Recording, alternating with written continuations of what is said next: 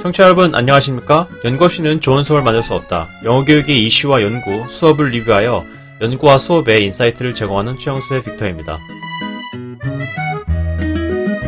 교육계의 핫 이슈이자 국가 인재 양성의 근간이 되는 2022년 개정 교육과정이 상륙을 했습니다. 하지만 생각보다 뉴스나 혹은 언론에서 자세히 다루지도 관심을 가지지도 않는 느낌이 많이 듭니다. 교육을 중시하고 교육에 목숨을 거는 국민성을 가지고 있는데도 불구하고 당사자인 학부모와 학생들을 제외하고는 관심이 많이 없는 것 같아 아쉽습니다. 향후 10년간 어떤 인재가 양성이 되는지는 국가 교육과정에 따라서 꽤 많이 좌우가 됩니다. 그렇기 때문에 회사에서도 혹은 사회에서도 교육과정이 다른 세대가 모였을 때 그들의 가치관이나 사회를 바라보는 시선이나 혹은 자신을 표출하는 방법이 매우 다른 것을 볼 수 있습니다. 그만큼 교육과정이 중요하지만 아마도 많은 사람들 생각 속에는 수능이 있는 이상 어떻게 교육과정이 바뀌던지 상관이 없다는 생각이 좀 자리 잡은 것 같습니다. 정보가 넘치는 이 시대에 이제는 공급자와 수요자의 경계가 모호해진 고도화된 시대를 살면서 제약이 많이 들어간 교육과정이 앞으로 10년간의 인재를 길러낼 수 있는지 우리는 잘 지켜봐야 할 것 같습니다. 최영수의 팟캐스트 특별구성 1편 시작합니다.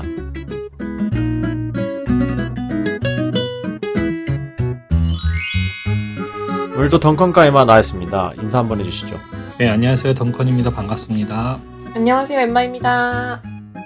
네, 어떻게 지내셨습니까? 저는 한 7주 정도 부상을 당해서 지냈는데요. 네네네. 문을 닫다가 발가락이 끼었어요. 그래서 발이 엄청 부어서 그냥 붓나 보다 이렇게 생각했는데 좀 걸어보니까 너무 아픈 거예요. 그래서 에이 설마 이걸로 부러지진 않았겠지. 그래서 엑스레이로 안 부러져 있음을 확인을 하러 병원에 갔거든요. 어떤 느낌인지 아시나요? 에이 설마 아닐 거야. 이런 걸로 뼈가 부러질 리가 없지. 근데 부어 있으니까. 네, 그쵸, 설마. 네. 그냥 한번 가보자. 아프니까 일단 뭐 진통제라도 받으러 가자 해서 갔는데 이제 엔딩은 반깁스를 하고 목발을 하고 나와가지고 방학을 거의 누워서 보냈어요. 그리고 부득이하게 병원이죠. 부득이하게 외출을 할 일이 있으면 목발을 쓰거나 아니면 집 안에만 있으니까 너무 갑갑해서 병원 갔다가 뭐 밥이라도 먹으려고 휠체어를 타고 돌아다녀봤는데 새삼 정말 이동 약자의 삶이 이렇구나를 체험하는 시간을 보냈습니다. 어떻게 보면 되게 유익한 시간이긴 했네요. 네네. 저 약간 진짜 새로운 시각을 가지게 됐달까? 막 뉴스에서 막 시위하고 아니면 뭐 애기 키우는 친구들이 유모차 끌고 다니기 되게 어렵다 할 때 그냥 그냥 유모차 자체가 크고 무거우니까 핸들링하기 어렵겠구나라고만 생각했는데 막연히 다녀보니까 유모차가 무거워서가 문제가 아니고 환경 자체가 굉장히 불친절하더라고요. 네네. 그냥 뭐 도로도 되게 울퉁불퉁한 곳도 되게 많고 문이 너무 무거워서 혼자는 열 수가 없더라고요. 그래서 그렇죠. 네, 그 자동문이 아닌 이상 문을 열 수가 없고 그리고 사람들이 너무 많이 쳐다봐요. 그게 가장 큰 어려움이었습니다. 심지어 사람들이 도와줘야 되는데 도와줄 사람들의 눈치를 봐야 되는 그런 것도 되게 모순적이네요. 그죠? 장애인 친구들하고 이제 얘기를 한번 해보면은 자기네는 그런 게 되게 싫다고 얘기를 해요. 그 쳐다보는 거. 네. 네. 그 뭐 휠체어, 전동 휠체어를 타든 아니면은 이제 그 소아마비나 아니면은 그 마비가 있는 분들 보면은 이렇게 사람들이 이제 쳐다보잖아요. 걸음걸이가 이상하고 그러면은. 네네네. 근데 이제 그게 물론 10분 이해를 해요. 그냥 일반 사람들도 누군가 자기를 이렇게 쳐다보면은 되게 기분이 나쁠 때가 있잖아요. 그쵸. 근데 이제 어쨌든 자기가 장애를 갖고 있고 이제 그 결점이 있다고 생각하면은 오히려 더 방어적으로 되는 것 같은데 이게 보지 않으려고 해도 볼 수밖에 없거든요. 이게 좀 그렇죠. 정말 죄송한 말씀이지만 옆에서 누가 사람이 넘어지려고 건 것 같은 걸음걸이를 걷는다든지, 아니면은 휠체어를 타고 걷는다든지 그러면은, 물론 그 사람을 이렇게 막 뚫어져라 쳐다보는 거는 예의에 어긋나는 행동이지만, 어쩔 수 없이 이렇게 눈이 가는 거는 눈을 이제 막 도려내지 않는 이상에는 조금 어려운 것 같은 느낌이 들긴 하거든요. 그래서 그 친구들한테도 얘기할 때, 야, 약간 이런 거야. 내가 어떤 단어를 설명할 텐데, 그 단어를 상상하지 말아봐. 그런 다음에 토끼라고 얘기하면 대부분 사람들은 토끼를 떠올 수밖에 없거든요. 그래서 그런 느낌으로 생각을 하는 게 좋다. 그러니까 너를 꼭 너라서 쳐다보는 게 아니라 그게 그냥 사람들의 반응 속도에 따라서 그렇게 되는 거고, 그리고 너무 쳐다보면은 그건 아니라고 생각을 하는 건 맞다라고 얘기를 해줘요. 참. 근데 이게 참 어쩔 수가 없는 것 같아요. 그리고 또 그걸 본다고 또 도와주는 사람들이 많으냐? 그렇도 않아요. 애들 그냥 밖에 어떻게 나왔네라는 눈빛이 너무 신기했습니다. 그런 눈빛은 좀 피해야 되긴 해요. 이게 막 안쓰럽다고 보는 것도 사실은 그것도 예의에 어긋나는 거긴 하거든요. 약간 내가 뭐라고 그 사람을 판단해요. 그래서 어쨌든 그런 아쉬운 점이 좀 있다. 더운 여름을 거의 와상처럼 지내셨네요. 네, 칩거하면서 거의 라푼젤의 심정으로 창문을 열어놓고 바깥 세상은 이렇구나. 나도 나가고 싶다. 하는 마음으로 시기를 보냈습니다. 두 분 선생님들은 어떻게 보내셨어요? 저는 몇 주까지는 아니고 한 주 전에 이제 코로나를 한 번 더 감염이 돼가지고 좀 집에서 쉬었는데, 지금 이제 북미 지역이 코로나가 재유행이라 가지고 좀 피하기는 어려웠던 것 같고, 네. 최대한 쉬고 초기에는 진통제 먹어가면서 이제 몸의 증상을 좀 낮추는데 좀 신경 썼던 것 같아요. 근데 아시다시피 다들 백신도 접종을 했는데 이렇게 전염되는 것 자체를 못 막는 거를 봤을 때 이거 좀 그렇구나, 좀 심각한 그런 질병 중에 하나가 이제 거의 일상에 되게 지척의 거리에 있구나라고 좀 받아들이면서 지내고 있어요. 근데 제가 올해 봄에도 이제 사람 많은 학회를 갔다 한번 걸렸었는데, 이제 이번에도 학교 캠퍼스에 사람이 많아서 또 걸린 것 같은데, 그냥 증세가 이렇게 되게 고정적이라고 해야 되나? 첫날, 둘째 날 있는 증세, 셋째 날부터 한 주일 동안 지속되는 증세, 끝나고 나서 저 같은 경우는 기침이 이제 오랫동안 잔기침이 남아 있는데, 그런 거 봤을 때 이게 막 약해지는 느낌이 안 들어서 좀 이제 귀찮고 불편하겠다 앞으로, 그런 느낌이 좀 드네요. 그래서 그렇다고 예전처럼 다시 막 1년 내내 막 마스크를 쓰는 시절로 돌아갈 수는 아마 아무도 없을 것 같고, 그죠? 네, 그래서 약간 딜레마예요. 사람 많은데 갈 일이 많을 수밖에 없는데, 이제 이거 병은 걸리기 싫고, 이제 아픈 것도 귀찮고 싫은데 또 마스크 쓰는 생활은 또 더 귀찮고, 어떻게 해야 될지. 그래서 마스크를 쓰고 생활하는 사람들도 종종 있는데, 이제 그래요? 모르겠어요. 이제 가끔 보면은 이제 유학생들 중에서도 그런 학생들이 많고, 이제 이게 본질적인 문제는 이게 적당히 전염을 피한다고 피해지는 문제는 또 아니라서 보균자가 되게 많은 것 같아요, 전반적으로. 그래서 누가 예전에 그랬잖아요. 전 국민의 90%가 걸리면 집단 면역이 형성돼서 안 걸릴 것이다 이랬는데, 아닌 것 같고요. 제 느낌상으로는 집단 면역은 작용하지 않는 것 같다라는 생각이 드네요. 왜냐면 걸렸던 사람이 재발을 계속 한다는 것 자체가 그렇죠. 완벽한 면역이란 게 없는 거니까. 또 변이가 많이 일어나서 그럴 수도 있죠. 네, 맞아요. 두 분 선생님이 참 아픈 며칠을 보내셨는데. 그렇네요. 네, 늦여름을 그렇게 보냈어요. 네. 갑자기 더운데 굉장히 고생을 많이 하신 것 같습니다. 돈을 아무리 벌든 못 벌든 아픈 거는 없어야 돼요. 맞아요. 몸 관리는 누가 대신해 줄 수가 없으니까. 그쵸. 그럼 이제 시작해볼까요? 네. 네, 오늘 최영수의 팟캐스트 특별구성 1편에서는 2022년 개정 교육과정의 큰 갈래인 총론과 인간상 변화로 보는 개정 방향을 살펴보면서, 우리는 이제 교육자와 연구자로서 어떻게 받아들여야 하고, 그리고 저희가 보는 좋은 점, 단점 등을 얘기해보는 시간을 가지려고 합니다. 그리고 다음 화인 2편에서는 이 개정 방향성과 총론을 가지고 2022년 영어과 개정 세부 교육과정을 들여다보면서 똑같이 저희가 이제 연구자 혹은 교육자로서 어떻게 받아들여야 되는지 한번 이야기를 해보려고 합니다. 우선 이번 2022년 개정 교육과정의 비전과 인간상은 포용성과 창의성을 갖춘 주도적인 사람이라는 표어를 가지고 있습니다. 2015년 교육과정의 지식, 정보, 사회의 창의, 융합, 인재, 양성과는 조금 뉘앙스가 다른 느낌이라고 할 수 있습니다.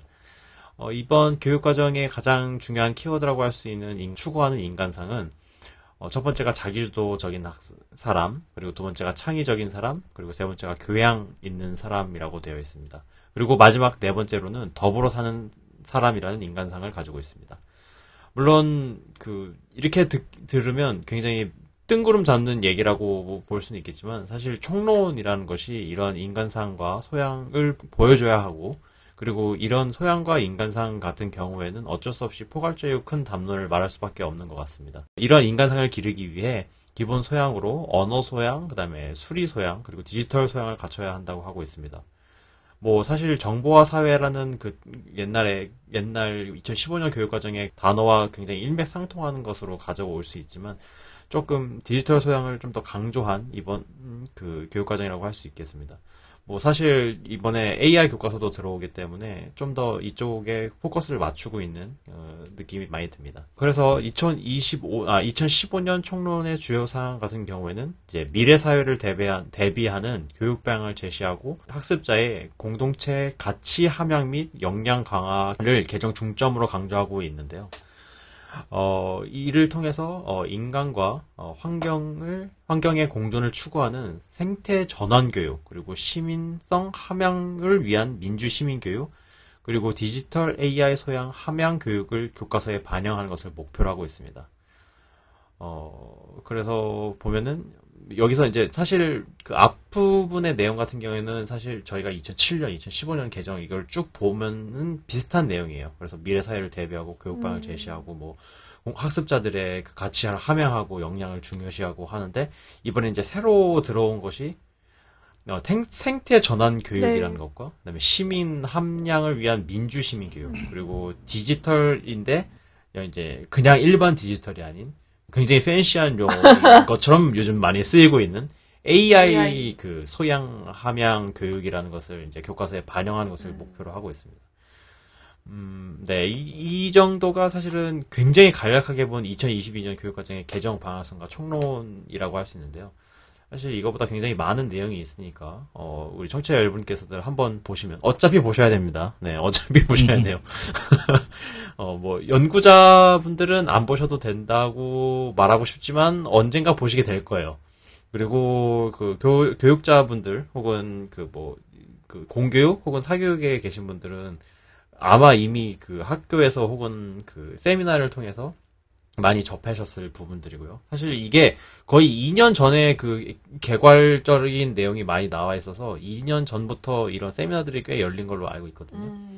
저도 이번에 이번 팟캐스트를 준비하면서 아니 이게 2년 전 내용과 이 내용이 거의 일맥상통하네. 그러니까 2년 전에 초본을 나왔던 거랑 지금 이 완전본이 나왔던 거랑 그렇게 크게 다르지는 않습니다.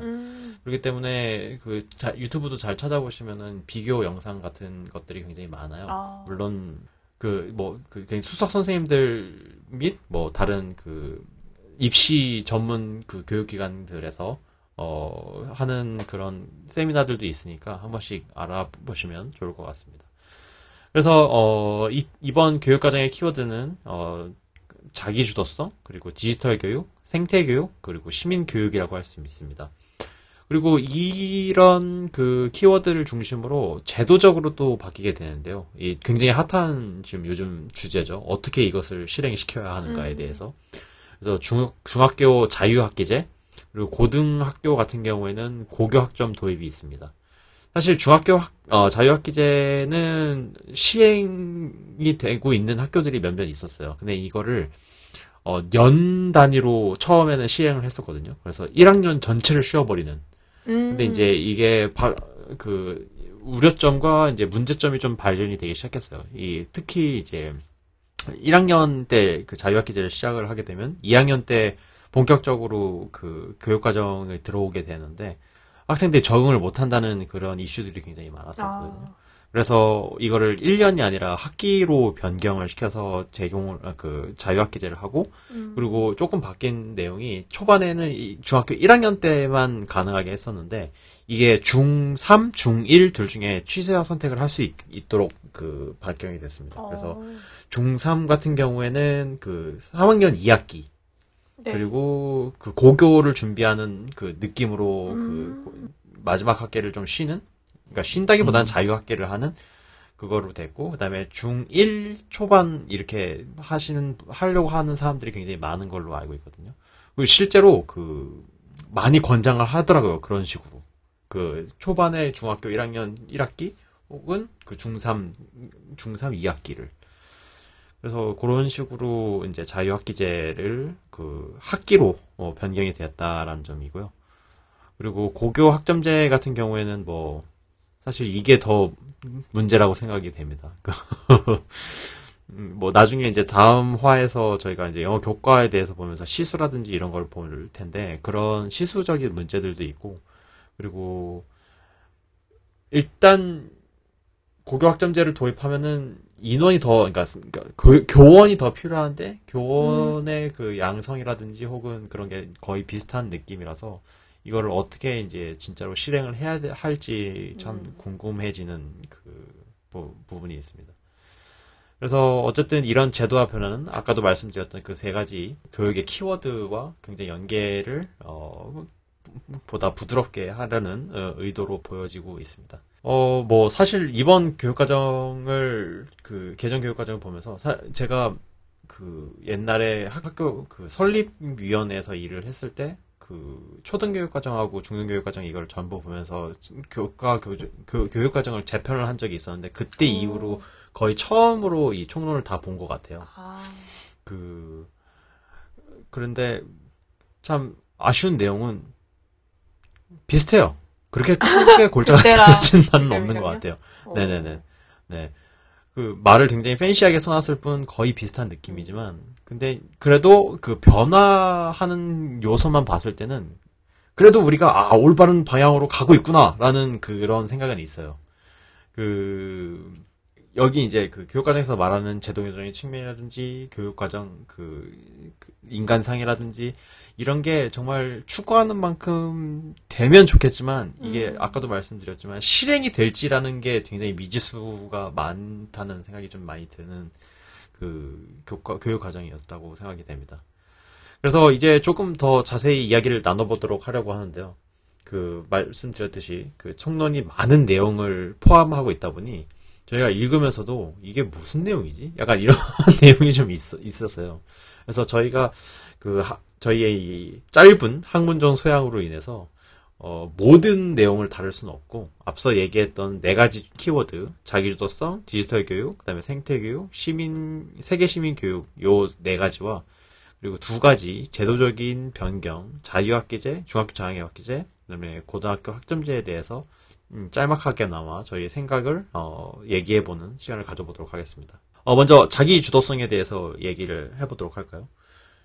자기주도성은 사실 옛날에도 굉장히 많이 강조가 됐는데, 이번에 완전히 교육과정에서 전면적으로 자기주도성을 완전히 키워야 된다, 주도를 하는 해야 된다, 이런 식으로 하는데, 이거 플러스 저는 맞춤형 교육까지도 이거를 위해서 나오는 거라고 생각하거든요. AI 교과서에서 맞춤형 교육이 되잖아요, 대부분.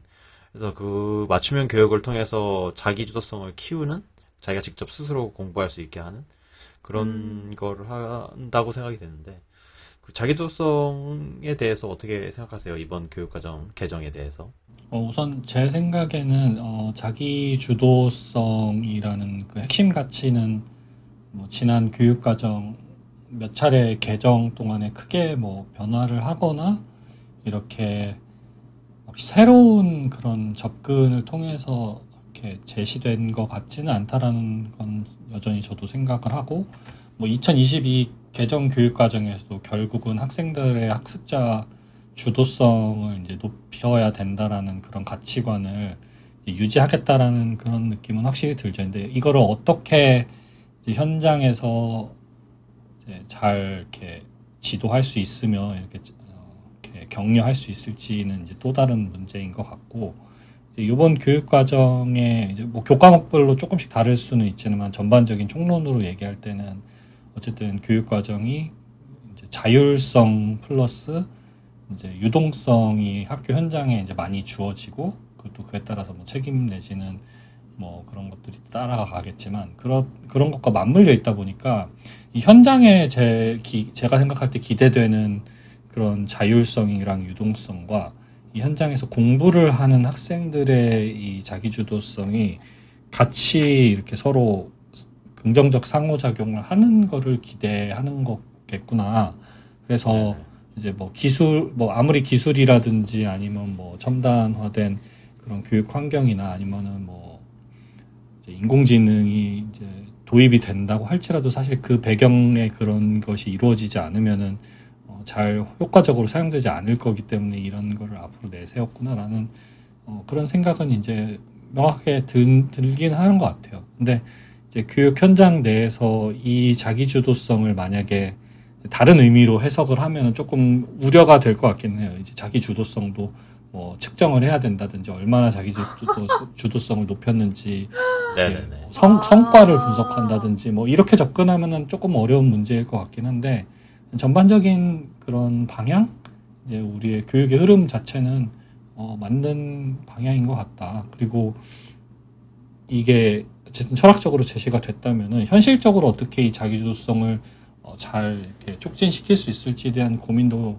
같이 필요하겠다. 그런 면에서는 좀 이게 약점인 것 같아요. 왜냐하면 우리가 총론으로는 알겠는데 이제 시간 가면서 우리가 얘기를 해보겠지만 구체적인 그런 어떤 정말 이렇게 탄탄한 어떤 그런 보조 이런 것들은 사실 찾아보기 좀 힘들다는 느낌은 좀 받았거든요. 이런 자기주도성과 관련을 해서.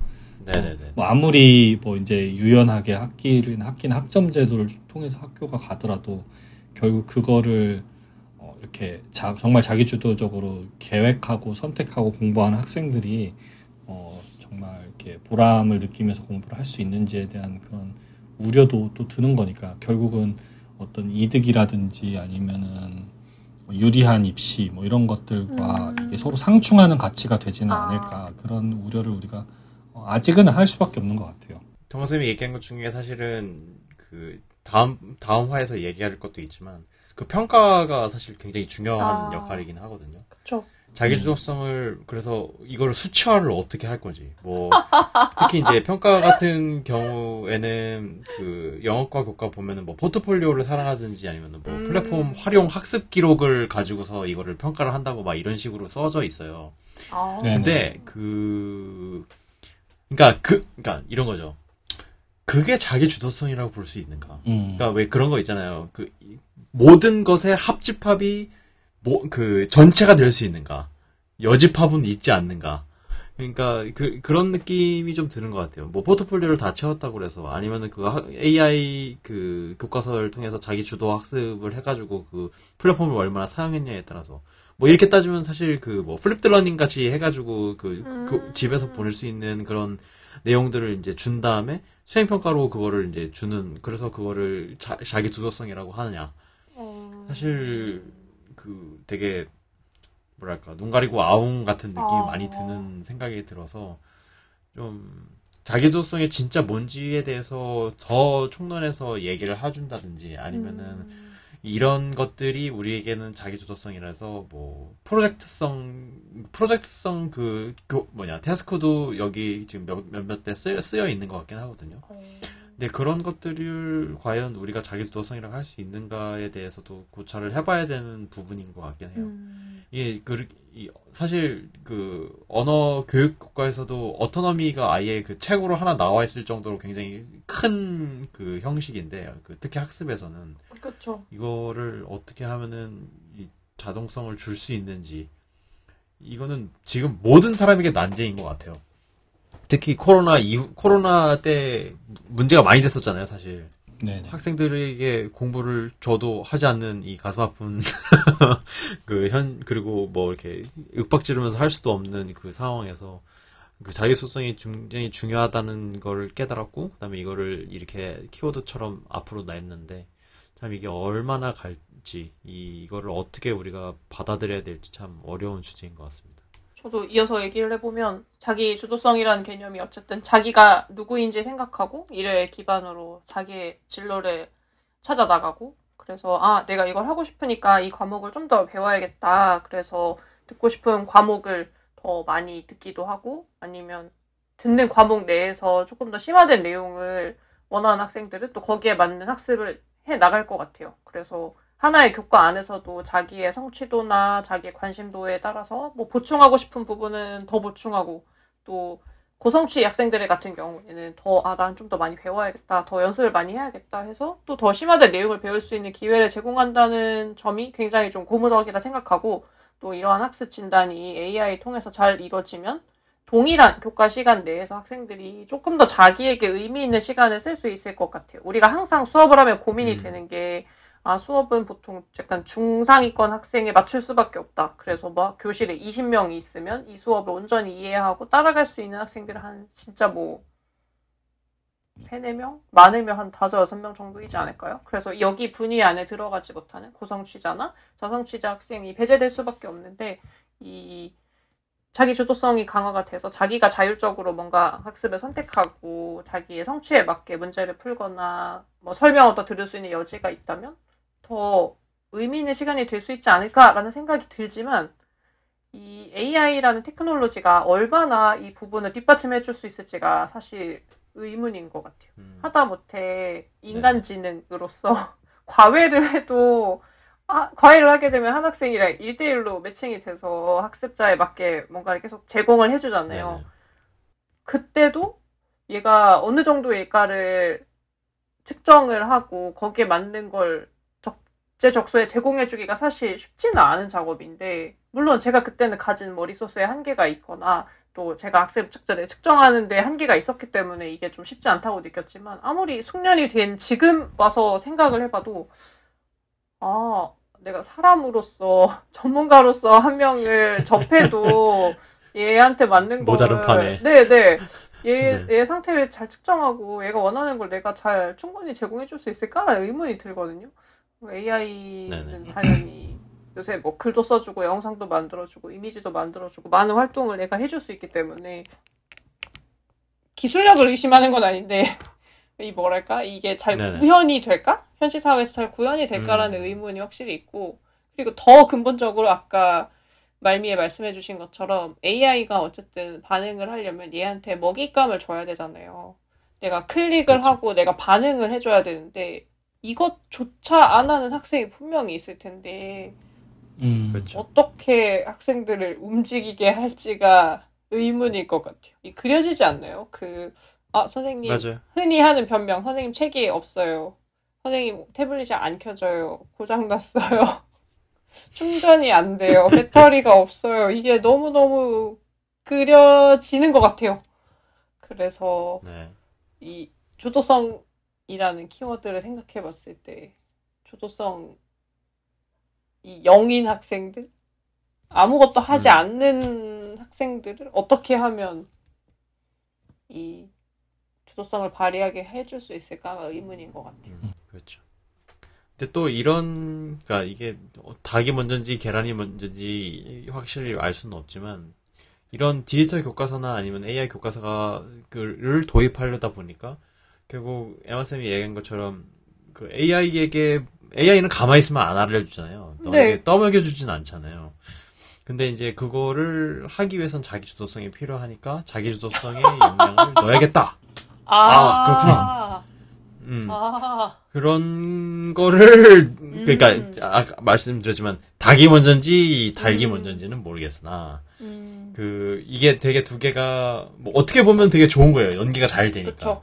근데 그러면은 이게 도구가 그러니까 수단이 목적을 이긴 건가? 약간 이런 이야기도 약간 생각도 들기도 하고 그런 것 좀 있는 것 같아요. 그리고 또 플러스로 자유학기제랑 고교학점제를 도입하면서 물론 학생이 선택한다고 하지만 학부모분들이 다 선택을 할 거지만 학생이 선택해야 되는 것들이 굉장히 많아졌어요. 에마쌤이 얘기한 것처럼 내가 만약에 영어 심화 교과를 들어야 돼. 기본 공통 영어 1, 2를 끝내고 나서 뭐 월드 잉글리시라든지 아니면은 뭐 무역 영어라든지 뭐 이런 교과들을 들어야 되겠다. 진로 연계를 통해서. 그렇게 했을 때는 그 자기 주도성이 있어야 되거든요. 내가 이거를 공부해야 되겠다는 그런 마음이 있어야 되는 네. 거니까. 근데 물론 그렇긴 하지만 과연 학교에서 그게 오케이가 될까요? 그러니까 제도적인 문제가 있는 거죠. 그러니까 학교에서 내가 이걸 들어보려고 하는데 그 과목이 열리지 않아. 그러면은 어떻게 하죠?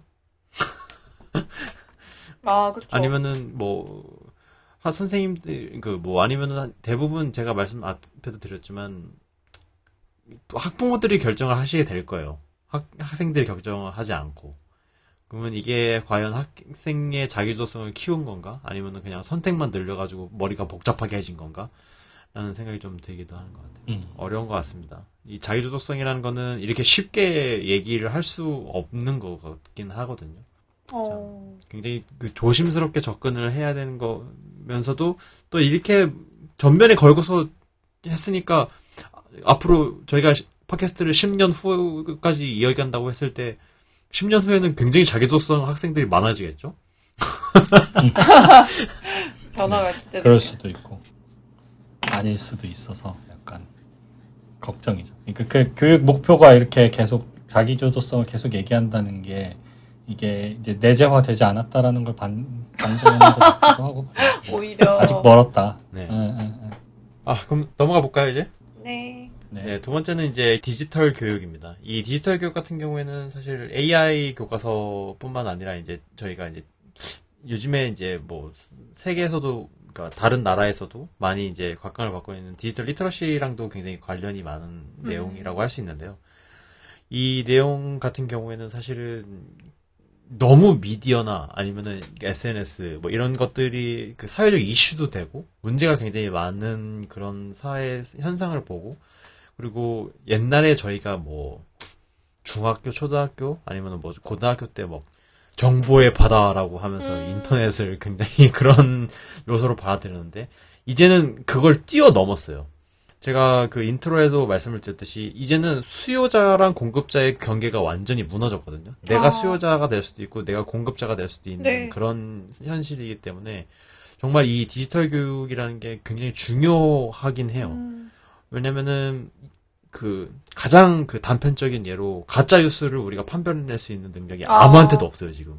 네. 정말 그 가짜 뉴스를 만들어내는 사람들만 빼고는 모든 대중들은 이 가짜 뉴스에 속고 이 가짜 뉴스를 보면서 진실이라고 믿는 사람도 있고 아니면 반대로 다 거짓이라고 믿는 사람들도 많고. 제가 약간 그런 느낌이거든요. 다 거짓이라고 이렇게 생각하는.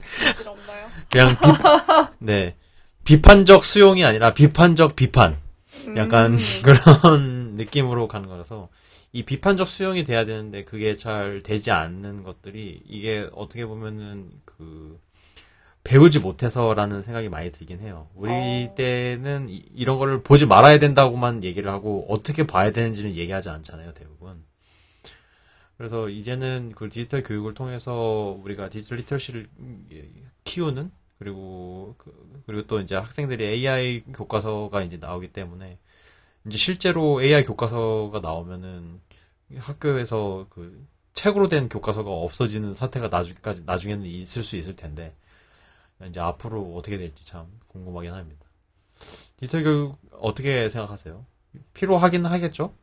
제 생각에는 어쨌든 플랫폼의 측면에서 봤을 때 디지털 내지는 인공지능 기반 학습 도구 내지는 학습 교과서 뭐 이런 것들의 되게 대중화 뭐 이런 그런 변화는 확실히 이제 전면적으로 이루어지거나 이제 더 많이 보급이 된다라는 건 우리가 예상을 할 수 있을 것 같아요. 그래서 그런 디지털 미디어를 이제 학생들이 사용하는 방법이나 이렇게 유용하게 쓸 수 있는 방법이나 학습에 이렇게 촉진을 시킬 수 있는 그런 보조 도구로서 내지는 매체로서 쓰는 거를 교사들이 잘 지도하는 게 이제 그들의 업무에 포함이 될 것 같아요. 예전 같으면 인터넷 매체에서 뭐 유해 매체를 뭐 조심하는 법 이런 식으로 약간 껴넣기 방식으로 지도를 했다면은 지금은 이제 교수 학습 방법에 이제 그런 디지털 리터러시에 해당하는 것, 그러니까 어떤 매체를 사용을 해서 어떻게 검색을 하고 어떻게 이 학생들의 뭐 액티비티에 들어가는 프로덕트로 만들어낼지 이런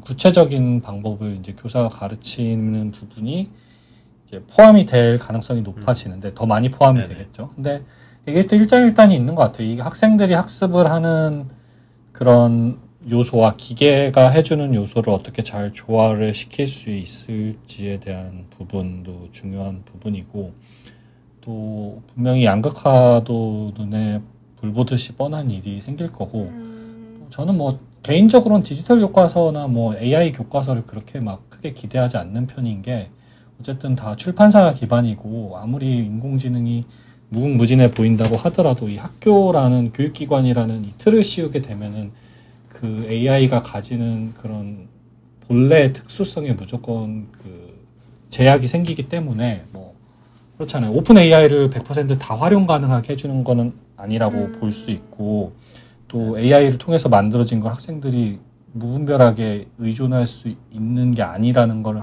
인정하고 들어가기 때문에 결국 가두어진 인공지능을 쓰게 되면은 우려되는 측면이 또 있고, 물론 이제 뭐 제한 없는 인공지능 활용이 뭐 항상 옳은 것은 아니지만, 그러니까 이들이 이렇게 신봉하는 어쨌든 국가 정책이 지금 뭐 AI를 상당히 밀고 있는 추세이기 때문에 그런 것과 이 교실 현장에서만 할 수 있도록 제한이 걸려 있는 것들 사이에서 어떻게 가늠을 할 것인지, 예를 들면 뭐 AI가 주는 어떤 그런 정보의 정확성이라든지 아니면 유용성이 뭐 교사를 얼만큼 대체해야 되는가, 뭐 교사가 얼만큼 촉진을 시켜야 되는가,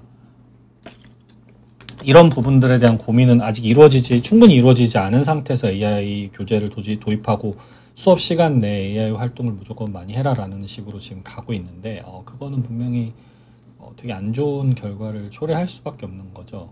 그리고 이 학생들이 결국은 AI라는 것을 이제 익숙하게 활용하는 것으로부터 시작을 해가지고, 뭐 소위 말하는 뭐 개발 내지는 AI를 이제 어떤 뭐라고 할까요? 활용한 어떤 코딩이라든지 프로그래밍까지 할 수 있는 그런 인재상까지 정부는 원하는 것 같은데, 글쎄요, 이게 과연 그럴 필요가 있는가라는 생각도 해볼 필요가 있는 거예요. 이제 이 학생들이 정해진 그 시기에 배우고 경험하는 그런 세상의 일들이 있는데, 이 AI라는 첨단화된 기술을 무조건 더 이른 나이에 이 습득을 해가지고 내가 쓸 수 있는 게 과연 이 국가 경쟁력에 큰 도움이 된다라는 이 상정을 자신 있게 말할 수 있는가?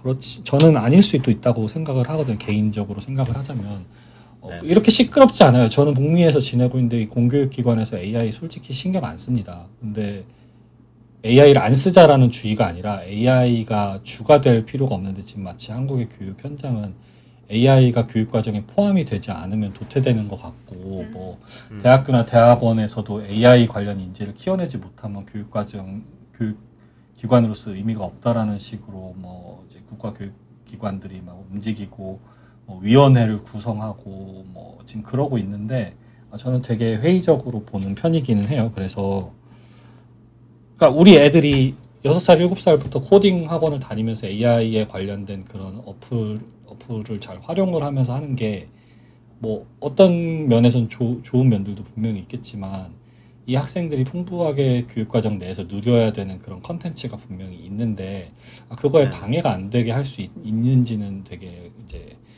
당연히 부모 내지는 가족으로서 내지는 교사로서 되게 딜레마일 것 같아요. 교육과정이 이렇게까지 디지털에 해당하는 그런 측면을 강조하고 있는데, 그게 가치 있는지에 대한 고민의 여지를 지워버리고 있다는 거죠. 지금 개정교육과정은.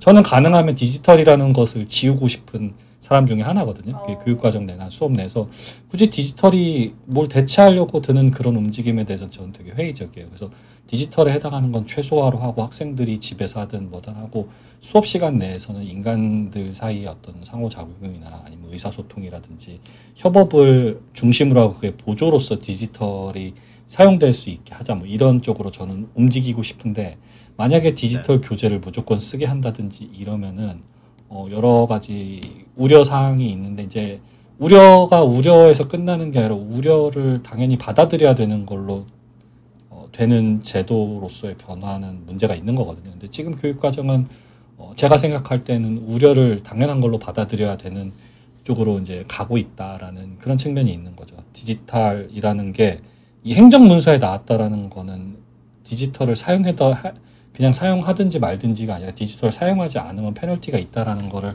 이제 함의하고 있을 수밖에 없으니까요. 그래서 그 부분을 생각해 봐야 될 것 같다. 이거는 뭐 일개 교사뿐만이 아니라 학교를 이끌어가는 혹은 뭐 더 많은 정책을 입안하거나 교육 정책을 이제 직접적으로 이제 만드는데 관여하는 사람들이 이 디지털이라는 게 교실에서 그리고 학생들의 성장에 있어서 어떻게 쓰이는지에 대한 어떤 그런 충분한 그런 논의, 우리가 생성형 AI에 지금 미쳐 있고 대통령부터 그런 소리를 하고 있는데 생성이 도대체 뭘 생성하는지에 대해서 솔직히 이해를 제대로 하고 있는 사람이 교육 현장에 얼마나 있겠습니까? 근데 뭐 지금 그걸 쓰지 않으면 마치 도태된 사람인 것처럼 하고 국가위원회들이 막 만들어지면서 그러고 있는데 우리나라를 벗어나면 그런 나라가 그렇게 많지 않다는 거죠. 그리고 그 AI에 대해서 주도하는 나라는 사실 각 국가 내에서는 교육을 그런 식으로 운영하고 있지 않다고 저는 생각을 해요. 그래서 그걸 뭐 오픈 AI를 만든 회사가 예를 들면 미국에 기반을 했다.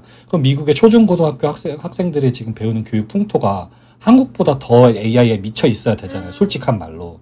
근데 지금 미국에 있는 공교육 기관은 그러고 있지 않아요. 오히려 우리나라로 치면 80년대, 70년대 해당하는 기초교육으로 돌아가고 있단 말이에요. 그리고 교재를 종이로 다시 만들어서 손에 연필을 쥐어주는 방식으로 지금 교육이 돌아가고 있다고요, 미국은. 이게 뭘 얘기하는지를 우리가 생각해 봐야 될 문제인 거죠. 학생들이 키보드만 두드리고 터치화면을 누르는 것이 뭔가 간과하고 있고 학생들의 어떤 교육의 어떤 면에 대해서 부정적으로 영향을 주지 않고 있는지에 대한 어떤 반성이 정작 디지털 종주국에서는 일어나고 있는데 어떻게 보면 디지털 시대의 제3세계여서 따라가고 있는 입장인 한국이 디지털을 일종의 어떤 버징워드로서 AI와 함께 마치 패러다임을 모두 다 바꿔야 된다라는 방식으로 가고 있다라는 거에 대해서 저는 개인적으로 되게 회의적이면서 조금 우려가 있어요. 그래서 이거 교육과정 지금 재개정하는 데 있어서 디지털 AI가 벌써 이렇게 공식 문서에 반드시 들어가야 되는 가치로서 마치 완벽한 선인 단어처럼 이렇게 들어가는 게 저는 상당히 조금 우려스럽고 현실적으로도 교사들이 할 수 있을까? 나이가 50된 교사들이 해봤자 한 5년, 10년 안에 이 정부가 의도하는 그런 첨단 인재에 도움이 되는 교사가 될 수 있을까요? 그래서 다 은퇴시켜야 된다라는 담론으로 가지 않을까? 대체시켜서 외부 강사로 교사들의 그 기존 교사들보다 이 AI 시대에 전문화된 인력으로 좀 더 대체를 빨리 시켜야 된다는 담론으로 살살 흐르지 않을까요?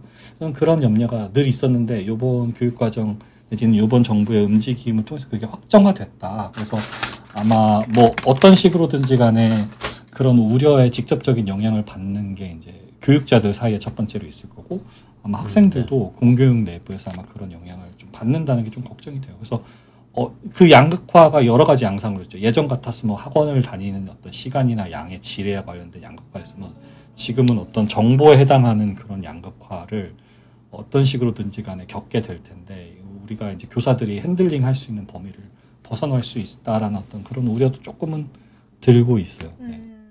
네. 맞아요. 그런 우려는 굉장히 많이 나오고 있고 이미 하고 있는 그 교사분들도 굉장히 많은 것 같아요.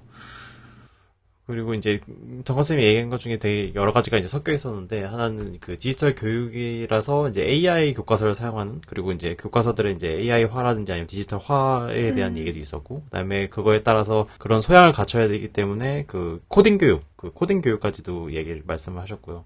근데 이제 코딩 교육 같은 경우에는 조금 제 생각에는 그 디지털 교과서보다 더 안 좋은 거라고 생각을 해요.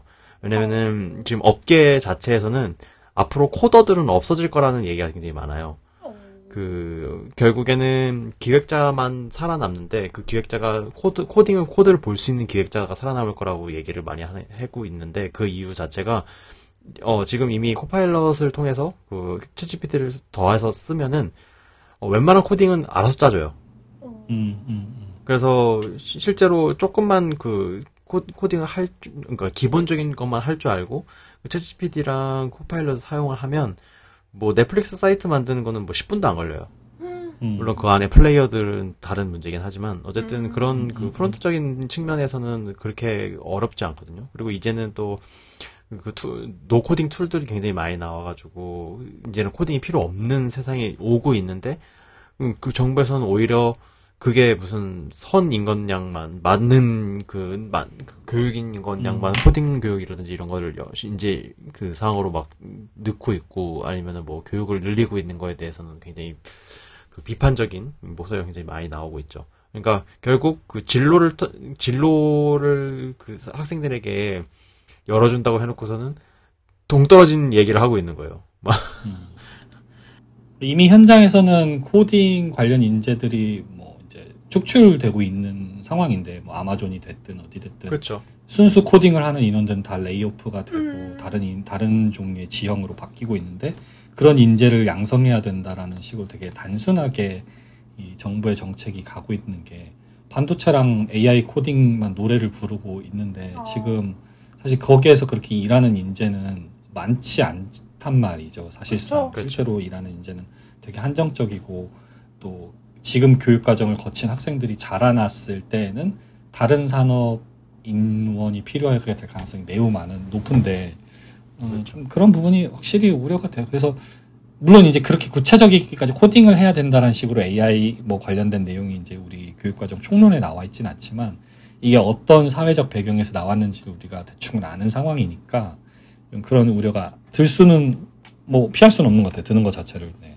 뭐 그것뿐만 아니라 그리고 이제 사실은 디지털 교육에서는 디지털 리터러시라고 해서 이제 이걸 어떻게 비판적으로 수용해야 되는지 그리고 윤리인식을 가져야 되는지에 대한 내용도 있기 때문에 그런 그거를 가르치는 것 자체는 그 나쁘지는 않은 것 같아요. 그래서 이제 그 총 3가지 갈래가 있는 거예요. 덕화 선생님 얘기한 것 중에 어쨌든 뭐 디지털 교과서의 변환 그래서 그거에 대해서 사용하는 그 논리가 있고 코딩 교육 그 디지털 교육이라고 하지만 이제 어쨌든 직접적으로 그 디지털화를 시키는 인간을 디지털화 시키는 코딩 교육 그리고 이제 3번째로 그 디지털 자체를 그러니까 디지털 지식 자체를 기술에 대한 이해 그다음에 뭐 윤리의식을 갖춰야 된다 그리고 그거를 정보를 수집하고 분석하고 하는 거를 비판적으로 이제 우리가 이해 평가를 해야 한다라는 거 3가지가 이제 있는 거라고 볼 수 있죠.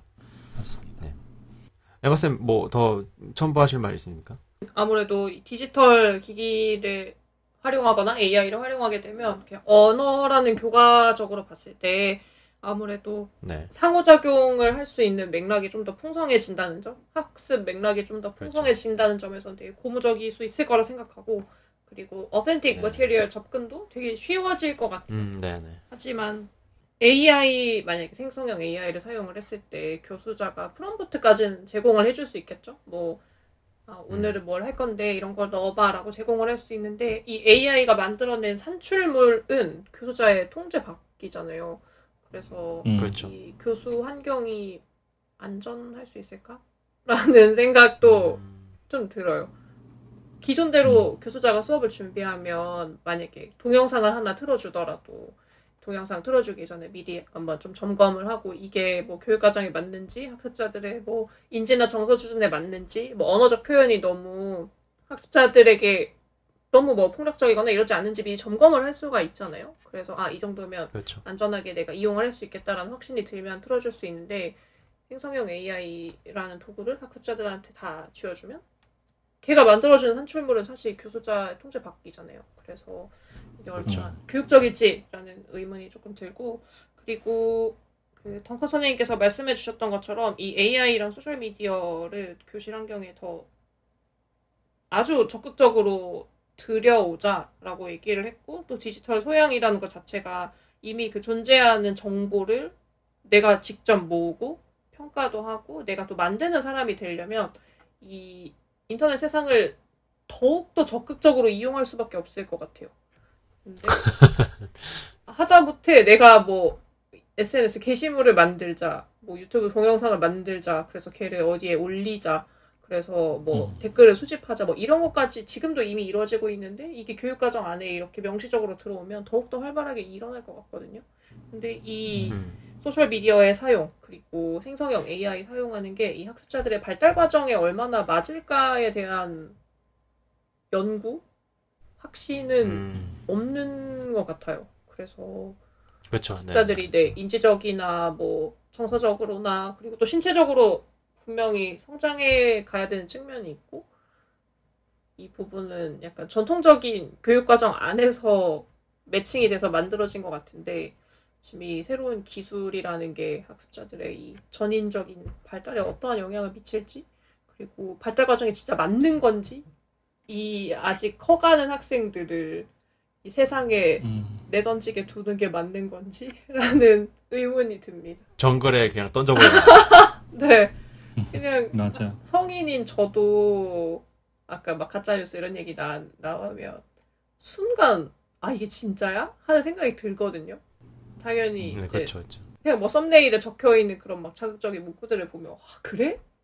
하는데 다시 이제 정신을 차리고 영상을 누가 올렸는지 뭐 그리고 뭐 플레이했을 때 사람이 뭐 읽은 건지 뭐 이런 영상 출처를 파악하고 아 또 아니구나라고 하게 되는데 이런 작업이 아직 이루어지지 않는 학습자들한테 이 디지털이라는 매체가 어떤 영향을 미칠지는 진짜 물음표인 것 같아요. 그러니까 아까도 뭐 그 말씀드렸지만 자기주도성에 대해서 말할 때 말씀드렸지만 그러니까 닭이 먼저인지 닭이 먼저인지 모르는. 아 여기 또 적용돼. 그렇죠, 네. 이 AI 플러스 그러니까 그 생성형 AI를 쓰는 디지털 교과서를 내면서 이게 어쨌든 그 AI가 생성된 그러니까 AI가 이제 만들어낸 그 창출물을 학생들이 봐야 되니까 그 학생들이 봐야 되는 그 내용을 비판적으로 수용할 수 있는 디지털 소양을 아이들에게 함양을 시켜야겠다라고 해가지고 이게 나온 건지 기술이 아니면 먼저인지. 반대로 그렇죠, 네네. 이게 그 주객 전도가 되면 안 되는데 지금 이거 그 총론을 읽으면 읽을수록 아 이게 뭐가 수단이 왜 목적을 이기는 느낌이 굉장히 많이 들고 있어서 그런 부분이 좀 아쉬운 부분인 것 같아요. 그리고 약간 그러니까 지금까지 그 그러니까 뭐 물론 저도 2015년 개정 교육과정도 수능이란 얘기를 아예 그 총론에서 얘기하는 것 자체가 저는 말이 안 된다고 생각했는데 이번은 그러니까 그때는 그 우리의 제도 안에서 우리가 제도를 어쨌든 신봉을 한다라는 그런 뉘앙스가 있었는데 약간 이번 교육과정은 느낌상 뭐 되게 핫한 내용만 모아놨어 라는 느낌이 좀 들어요. 뭐 자기 주도성 굉장히 뜨거운 주제죠. 디지털 AI 굉장히 뜨거운 주제죠. 뭐 다음번에 얘기할 생태 교육, 세계 시민 교육 굉장히 크고 멋있는 주제죠. 근데 과연 이게 정말 필요할까라는 생각이 많이 드는 내용인 것 같습니다. 네, 뭐 그리고 이제 다음번으로 이제 생태 교육과 세계 시민 교육에 대해서 얘기를 할 텐데 저희가 생태 교육하고 세계 시민 교육은 그냥 뭐 같이 얘기를 해보면 좋을 것 같아요. 뭐 생태 교육 같은 경우에는 결국에는 우리가 그 지금 지구 온난화가 되면서 네. 왜 이런 내용이 교과 그 내용까지 다 들어와야 되는지는 알 수는 없지만 어쨌든 그 뭐 지구 온난화 플러스 뭐 굉장히 그 생태계가 파괴되고 이런 부분이 있으면서 우리가 이 보존 지속 가능 이게 굉장히 또 핫한 단어 또 나오죠. 지속 가능성. 서스테이너빌리티를 가지고 우리가 이 세상을 살아가야 된다. 그리고 그걸 하기 위해서 우리가 세계는 하나다라는 세계 소통을 해야 되고 민주 시민을 해야 되는 더불어 사는 사람을 살아야 된다가 바로 세계 시민 교육에 대한 내용입니다. 그러니까 결국 생태 교육과 세계 시민은 저는 개인적으로는 같은 비슷한 맥락이라고 봐요. 어쨌든 이게 우리나라만 해서 되는 건 아니잖아요. 생태 어떤 보존이라든지 이런 거를 뭐 전 세계적으로 해야 되고 물론 우리나라에서부터 하면 되겠지만 그래서 그런 것들 두 가지를 같이 얘기를 해보면 좋을 것 같아요. 저는 개인적으로 이 두 내용은 뺐으면 좋겠어요. 뭐 제가 무슨 힘이 있고 뭐 이런 것은 아니지만 이번 그 교육과정에서 가장 괜히 굳이 필요 있을까라는 생각이 드는 내용이 이 두 가지였거든요. 두 분은 어떻게 생각하세요? 제 기억으로는 이 생태 교육에 대한 내용이 뭐 파일럿이라고 해야 되나? 그런 식으로 예전에도 있었어요. 교육과정에 어떤 약간씩 포함시키는. 그래서 이제 뭐 유엔의 뭐 목표라든지 이런 것들이 포함이 되는 그런 방법. 그리고 네. 이거 2022 교육과정 때도 제가 기억할 땐 초기 모형에는 생태가 없었는데 아마 나중에 추가가 된 것 같고. 맞아요. 아마 이게 이제 어쨌든 이 교육과정이라는 것이 어쨌든 정치적인 그런 합의도 이루어진 게 반영이 되는 건데 이제 소위 말하는 진보적인 그런 측면에서 봤을 때 생태라든지 아니면 뭐 평등교육, 뭐 평화교육, 그 다음에 뭐 노동교육 이런 것들이 이제 가장 진보 쪽 진영에서 이제 많이 포함시키려고 하는 거고 상당수가 이제 어떤 유럽 기반의 그런 철학을 이제 반영하는 건데 뭐 일단 그런 교육적인 가치는 뭐 옳은 거죠. 어쨌든 인간 사회에서 우리가 인간의 어떤 이익만 생각하면서 교육이 이루어지는 것이 아니라 어쨌든 공동체, 시민사회로서의 공동체 플러스 그 공동체가 자연이라든지 아니면 환경을 너무 심하게 파괴시키지 않아서 내가 파괴시킨 그 환경 때문에 다른 시민사회 구성원들이 고통받지 않기 위해서는 같이 이제 서로 이제 내가 사는 환경을 서로 생태학적으로도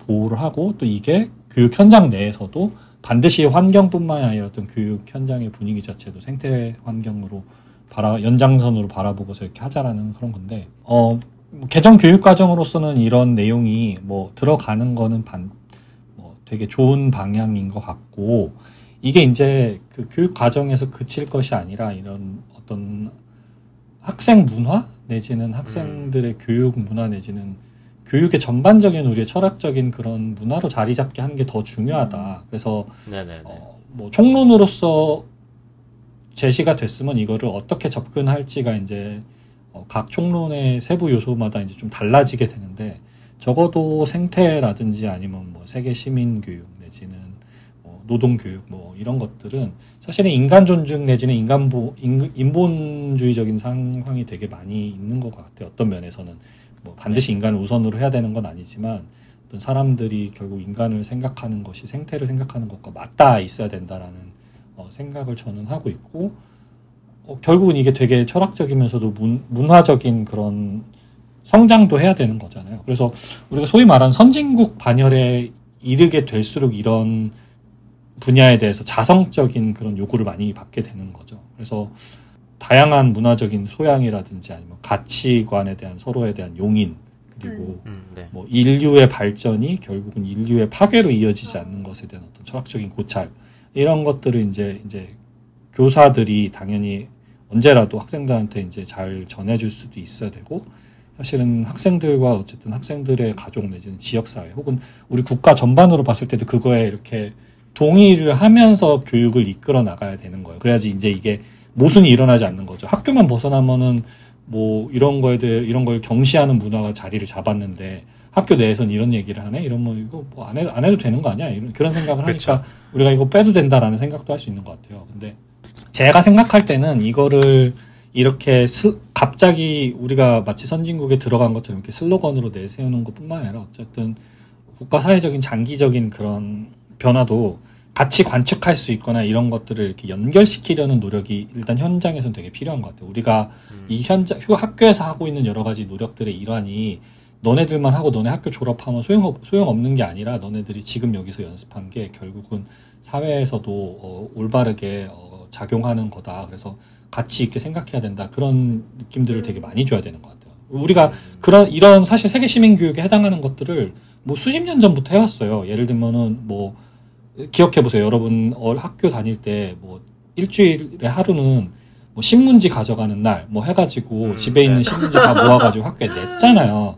근데 그게 결국은 저는 지금에 하고 있는 세계 시민 교육이랑 똑같다고 보거든요. 근데 우리가 그때 어떤 고통을 받았냐면은 그걸 내지 않거나 반장인데 그걸 덜 내면은 막 뭐 점수를 깎는다든지 개수를 뭐 해가지고 많이 참여한 사람과 참여하지 않은 사람을 뭐 차등을 준다든지 주객이 전도되는 현상을 우리가 예전적인 전근대적인 교육 과정에서 많이 겪었단 말이에요. 그리고 우리가 뭐 토론 시간이 수업 시간에 많이 늘었어. 그리고 뭐 조별 활동을 수업에 많이 포함을 시켰어. 결국 이런 게 세계 시민 교육의 한 일환인 거거든요. 상대방의 의견을 듣고 존중하자. 근데 마치 토론이 배틀이 된다든지 모의 유엔서 수업을 했는데 그걸 통해서 수상을 하기 위해서 학생부 생활기록부에 넣기 위해서 한다든지 이러면은 세계 시민 교육을 슬로건으로 내놓은 교육 과정의 진짜 목표와 이걸 이제 학생들이 사회에 나갔을 때 하는 거랑 완전히 반하는 거잖아요. 그래서 우리가 이제 역사적으로 이런 것들을 많이 배웠으니까 이거를 좀 더 실패하지 않는 뭐 물론 사람은 계속 이제 실수를 통해서 배우는 거기는 한데